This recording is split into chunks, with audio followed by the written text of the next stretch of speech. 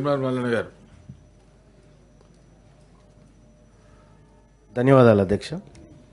అధ్యక్ష, ముఖ్యంగా పోలీస్ డిపార్ట్మెంట్లో ఉన్నటువంటి సమస్యలు అధ్యక్ష, పోలీస్ డిపార్ట్మెంట్లో ఉన్నటువంటి కింది స్థాయి హోంగార్డ్ దగ్గర నుంచి ఎస్ఐసిఐ స్థాయి వరకు అనేకమైనటువంటి సమస్యలు అధ్యక్ష. వాళ్ళు ఎక్కడన్నా చెప్పుకుందామంటే అది డిసిప్లినరీ యాక్షన్ అంటున్నారు, లేకపోతే వాళ్ళు ఎవరికి చెప్పుకోలేకుండా యూనిఫామ్ సర్వీసు, తర్వాత దానికి కొన్ని నిబంధనలు కూడా ఉన్నాయి అధ్యక్ష.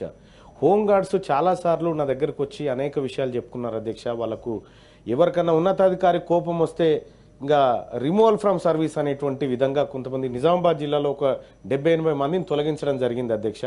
సో గతంలో జరిగినటువంటి పొరపాటు లేకుండా వాళ్ళ ఉద్యోగ భద్రత విషయంలో కానీ, లేకపోతే వాళ్లకు చెల్లించాల్సినటువంటి వేతనాల విషయంలో కానీ రాష్ట్ర ప్రభుత్వం, కాంగ్రెస్ పార్టీ ప్రభుత్వం మేనిఫెస్టోలో చెప్పింది, ఆ మాట కట్టుబడుతూ ముందుకు పోతుందన్న నమ్మకం ఉంది సార్.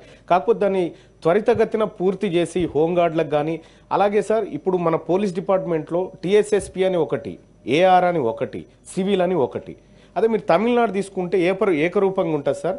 ఆ విధంగా ఇప్పుడు టీఎస్ఎస్పీలో నేను చాలాసార్లు డిచ్పల్లో ఉన్నటువంటి గతంలో ఒక వార్త చూశాను సార్.